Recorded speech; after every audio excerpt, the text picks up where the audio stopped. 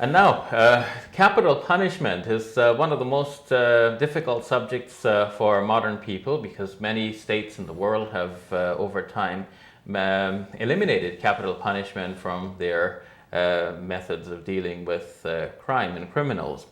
But in the classical Islamic tradition, there has been corporal and capital punishment. Dr. Ramadan has noted that some of these punishments have been applied in an unjust manner, singling out some members or some segments from within the Muslim communities for the application of these laws. So what is the solution for that? A call for a moratorium on such punishments. But of course, such a call might be misunderstood. And we have Dr. Tariq Ramadan in the studio to give us this clarification on that. Dr. Ramadan, what is it about this call that is so easily misunderstood? Yes, look, from the very beginning, from some Muslim scholars and some even average Muslims, ordinary people, they were saying, even when I'm speaking about reform, they understand he wants to reform Islam. I never said that. To reform our understanding of Islam. With the moratorium, he wants to stop Sharia, he's against the text because this is, I never said that. The starting point of my understanding of the whole thing here is that yes, we have text. We have in the Quran and the Sunnah. So corporal punishment is in the Quran and the Sunnah. Stoning is in the Sunnah. And death penalty is in the text, in the Quran and in the Sunnah. I'm not denying this. These are texts and we respect the text. Now, we all know that these texts, to be implemented, there are conditions and there are many different levels of understanding. So, in a call, and many scholars, unfortunately, didn't even read it, and many ordinary Muslims and Muslim organizations, you should know that some Muslim organizations are refusing to listen to what I have to say or even inviting me because of this misunderstanding. And it's just a shame. There is no critical thinking. Even if you don't agree, sit and talk and first read what I was trying to say, because this is a very serious issue. What I'm saying is that the texts are here, but I have three questions to the Muslim scholars around the world. What do the texts say exactly? So what is the substance? Second, what are the conditions that are needed to implement this? And in which society, which context, in which society, how can we do this? As long as we don't have a clear answer or clear answers to these three questions, what we are looking at now and witnessing now is plain injustice, is against poor people and women mainly.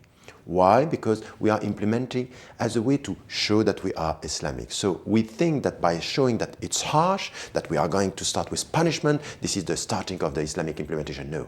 To implement Islam, first is to start with justice and education. A social process is not the punishment which is showing that your society is Islamic. What is showing that your society is Islamic is that you respect the dignity of the people, you respect the poor, you educate the people, and you go for justice. So as it is now, and this is my position, is that we should suspend all this implementation because it's plain injustice, to come back to the text and to have a discussion, a critical discussion among scholars. So let me just tell you something. When I was sitting with great scholars around the world, one-to-one, yes, that's right, yes, that's true. And then you go back to the community and you are scared to say it. Why? Because the community is very emotional and not understanding the critical the thinking that it's very important. So I'm not going to submit any thoughts like this to be subjected to, because the community is expecting this. No. I want to challenge this superficial understanding to come to the essence of what Islam is all about. So it's in the name of Islam, in the name of our consistency to our values, that I'm asking for all these punishments to be stopped, suspended, and to start a critical discussion. Let's look at your second question about the circumstances in which this should be applied. If we think about the had punishment or the prescribed punishment for stealing, in many circumstances that would be the cutting off of the person's hand. Are there some circumstances attached to that, or is this a broad and universal judgment regardless of circumstance?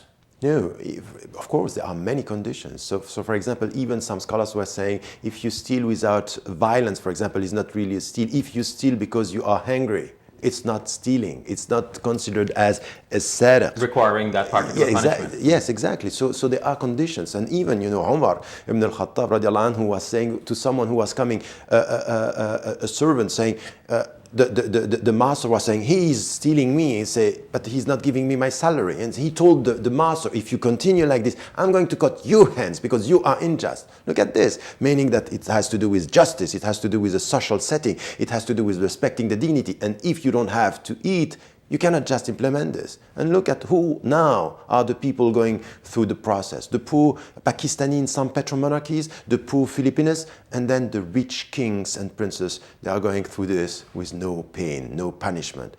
Who is stealing? Who are the people who are stealing the people now? The poor people or the rich people who are using this money for things that are completely unacceptable. So I'm just asking Muslims to be consistent with the conditions. But someone may ask, okay, if you notice that there are these injustices and so on, well, why not call for a correction of these injustices rather than calling for a cessation of the implementation of these punishments? But this is it. This is it. To suspend is to correct the situation. But could you think that we can implement this today? Death penalty. When you know, for example, when I was in the States, when I was able to go and I said this to the Muslims, if I was in this country, I would be against death penalty because a black American citizen is 5 times more likely to be punished and killed than a white man. This is plain injustice. So what do we need? Correction. We need to change the society. So instead of being obsessed with punishing the people, let's be obsessed with changing, correcting the state of the society.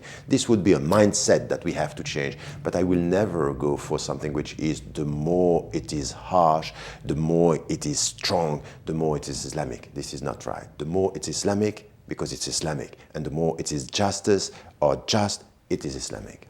Okay, well, let's not be harsh, folks. I won't be harsh on you. I'll take a short break, give you a chance to freshen up, and come back. Right after the break, we'll look at some of the most common questions we receive from you, our viewers. But please, stay with us.